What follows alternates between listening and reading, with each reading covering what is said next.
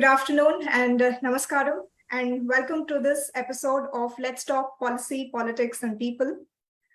Well, you go to a marriage, you get to eat free lunch, but remember, you also hand over a gift cover to the couple.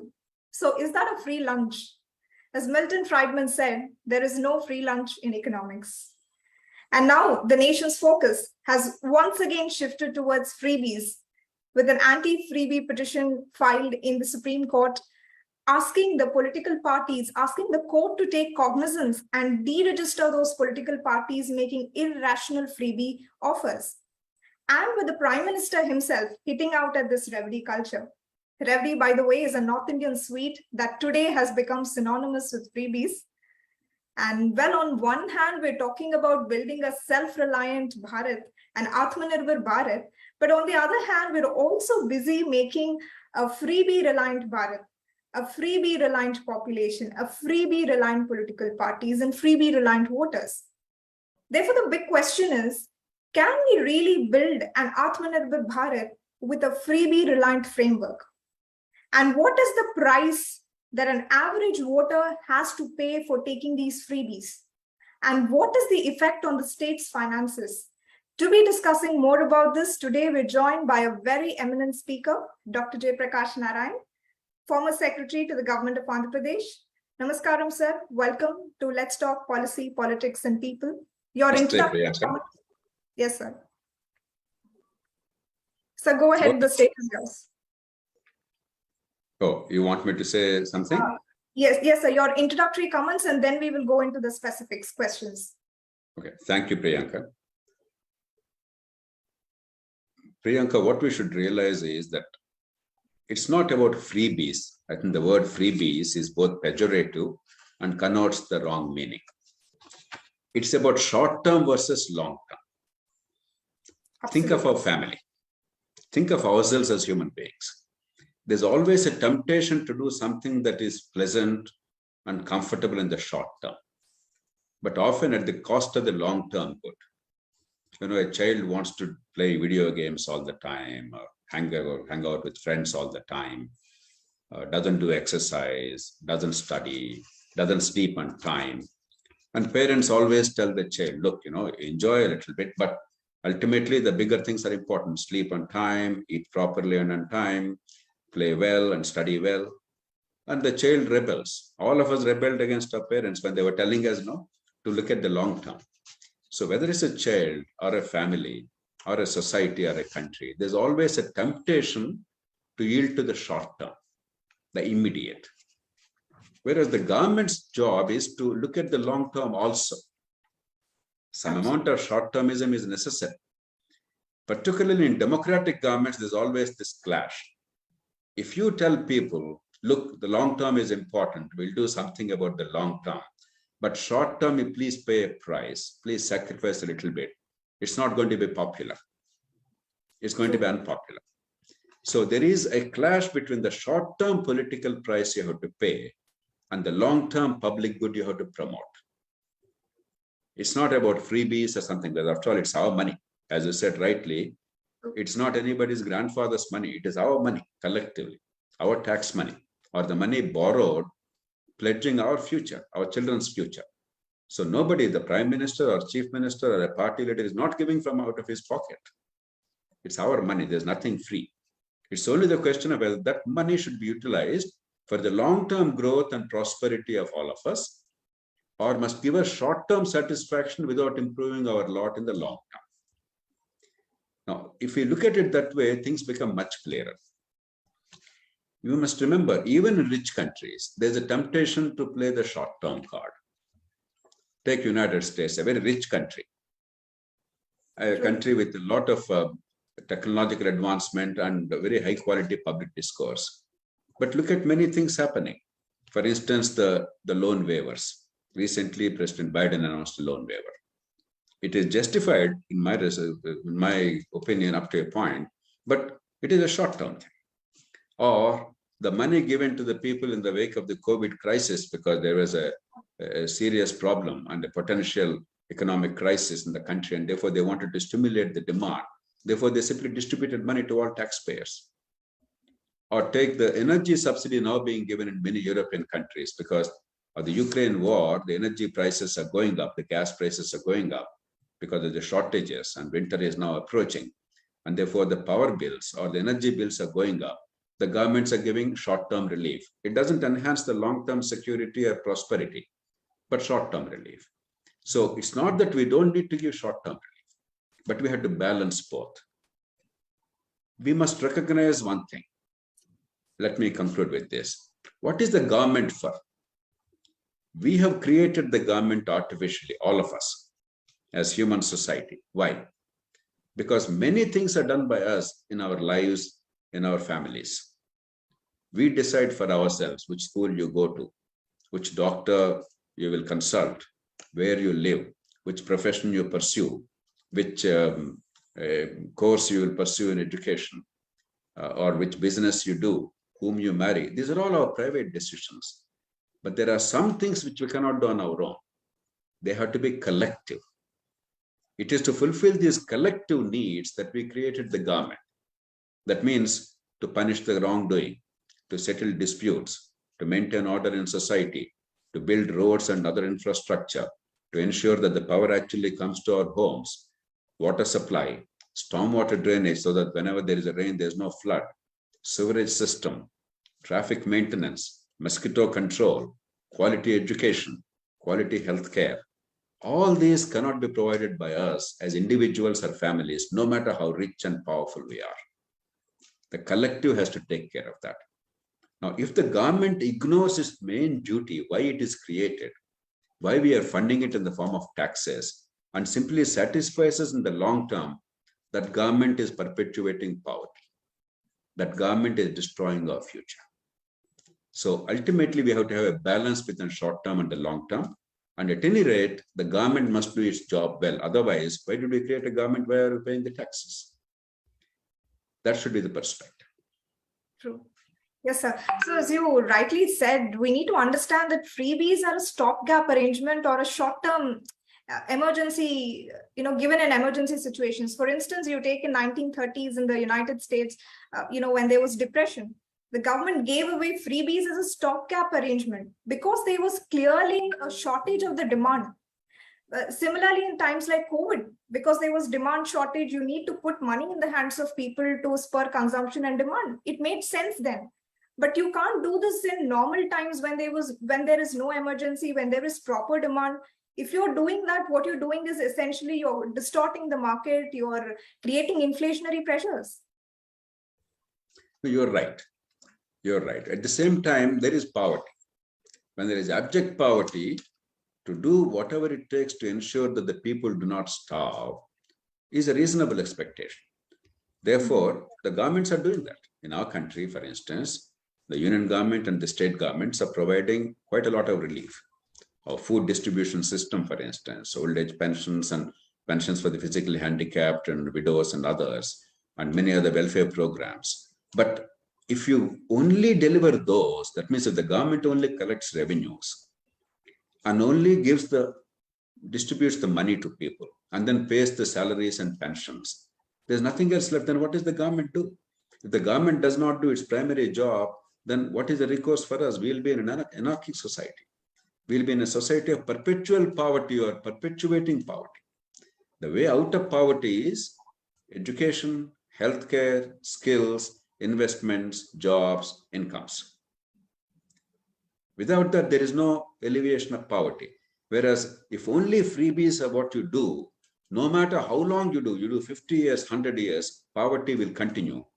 Every day is a new day without any improvement. True, sir. And now I'd like to put before you the recent report of the RBI Bulletin on State Finances, which was released in June. It categorically mentioned, sir, that one of the reasons for bad state finances is because of the freebie culture. And it said that, and also a conservative estimate of the government said all the states and UTs put together, the liabilities is somewhere around 60 lakh crore. Imagine this is just a conservative number. You should be knowing what real numbers look like. And pension, which grew at 12.4% of the total revenue, expenditure on subsidies grew by 13%, and freebies exceeded 2% of the GSTP. So what do you make of these numbers? There is growing debt burden across all the states today. What do you make of these numbers? You're right. What is happening is the taxes and the revenues collected are not enough even for the day-to-day expenditure.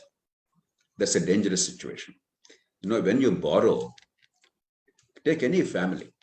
A responsible family does not borrow to have a dinner today or to go to a film today.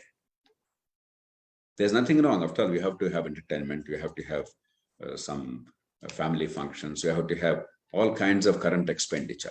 But if you borrow to run the day-to-day affairs, then your children are heavily indebted. You're burdening them with your debt. That is irresponsible. No family does it. Hindu or Muslim, rich or poor, upper caste or lower caste, urban or rural, no Indian family does it. Whereas the government is doing that. There are four heads which are the current expenditure. One is the salaries.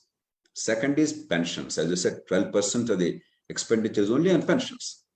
Salaries should be 25% of the total expenditure I'm talking about. That includes borrowings. Then the third head is interest payments.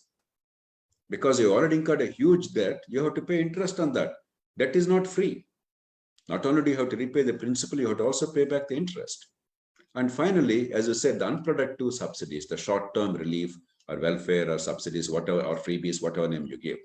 If these four are managed within the current revenues, what you earn that year, if you spend within that, how you adjust is each government's decision politically. Then that is tolerable.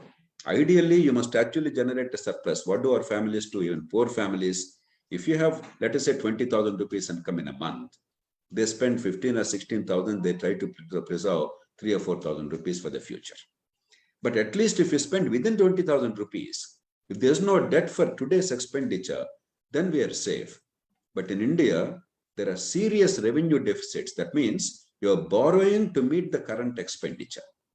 Every single state practically except one or two, and the union, they're all guilty of this. If you don't wake up now, what it means is after some years, with salary burden rising, pension burden rising, pensions are rising enormously. Employees are getting more pensions than the salaries they've earned. Now, it's nice for the employees, but employees only constitute about 2% of India's population, less than 2%. What about the rest of the people? So we have to take care of the future. At the very least, we must make sure that the borrowings are only to build the future for investment. And we must also remember education and healthcare are not freebies. Quality education and quality healthcare without out-of-pocket expenditure must be treated as government responsibilities. The problem is we are failing there. Our education and healthcare outcomes are appallingly bad. We are spending a lot on agriculture, but outcomes are very bad. We are spending very little on healthcare and outcomes are very bad. So education and healthcare, two of the most important things to eliminate poverty, to enhance the capacity, earning capacity, to make the person productive. That we are not doing well. True, sir. And Andhra Pradesh itself has borrowed every year from now, it has to make 35,000 crores only towards interest payments. This is Absolutely. clearly, wasteful expenditure. And today, sir, a large number of political parties are in the fray of distributing freebies, not just in India, but across the world. This competitive populism that I promise a bike, you promise a car, somebody else promises an aeroplane. So this clearly vitiates the concept of free and fair elections. Who should be taking the responsibility? Because the number of times the matter has gone to the courts simply pass the buck to the election commission passes the buck to the political parties, and political parties say, no, this is our legitimate right to promise voters. And they say it is up to the voters to take a final decision. Who is responsible for this freebie culture, and who should also take the responsibility? Is it It's a chicken and egg situation, Priyanka. If you blame the people that they're accepting it, that will be nonsensical. People did not ask for all these things. We got the people used to. People did not want poverty to continue.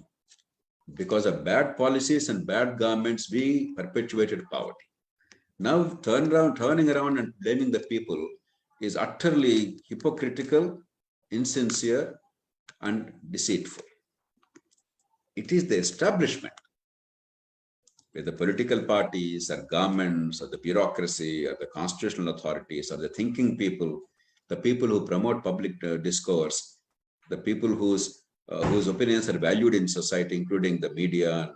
All of us together must take responsibility. Blaming the people is the cheapest thing. That means basically you're saying there's no solution, all people are bad. That's nonsensical. People are amenable to leadership. We fail to lead. Now, look at other countries. What do? Because it's always politically a very difficult challenge. People from children to families to the society, they always are tempted to look for the short term. What they did is they put that above partisan politics. They created independent mechanisms. In Germany, there is a fiscal council. In other countries also, there are legal and constitutional mechanisms. What we should therefore do is, already we have something called FRBM Act, Fiscal Responsibility and Budget Management Act. What did we do? Our parliament and state legislatures, they made laws to make sure that the borrowing does not exceed a certain limit. And at one time, they also put a ceiling on the revenue deficit. That means the day-to-day expenditure cannot exceed the income. In 2018, unwisely, they removed that. So why did we do that? If we leave it to people in politics and elections, why all that at all? That means even our political parties, our leadership, and our scholars, they considered that this has to be taken outside partisan politics. So we must strengthen those mechanisms, the rules. Then to enforce the rules, you must have an independent authority. Supposing the Prime Minister says something, there is a party opposed to the Prime Minister's party in a state, they will say, no, who are you to tell us? You are also doing wrong things. Suppose the Chief Minister says something, then the party opposed to that party, the party in power, they will say, who are you to tell us that? So this is an unending problem. So you must create an independent authority. At the same time, democracy is sacrosanct. You cannot tell the government every day. Independent authority consisting of? For instance, there is a finance commission. There is a constitutional authority. So it's a body of financial experts, highly credible. After independence, we regularly appointed finance commissions. All their reports are taken as awards by all the governments, successive governments of this Congress or UPA or NDA or BJP, irrespective of which party is in power. And they have the expertise. Supposing you make the Finance Commission under Article 280 a permanent body and entrust this task of monitoring the expenditure and conforming to revenue deficit being nil in the states and the union to that body, then you take politics out of it. This party, that party does not matter. That's one way of doing it. Some such mechanism is required in the country. And the Constitution gives us the space. The Constitution makers, Dr. Ambedkar, anticipated these problems. That's why in Article 293 was incorporated. In 293.3, when the states borrow any money, they must take prior permission of the government of India. Why did they incorporate that? Because you cannot allow politics to play a role in borrowings. Because if your fiscal situation, your finances collapse, the country collapses. Democracy cannot save the financial collapse. Look at Sri Lanka today. All the finances, all the elections are not going to improve it. They have dug a deep hole. You have to now dig yourself out of it. So it's not easy. Therefore, protecting the finances, protecting the nation, these are very vital. You can't leave it only to day-to-day political forces. So you have to create existing mechanisms to utilize, create some new rules, and create an independent body to enforce the rules so that it's above partisan politics.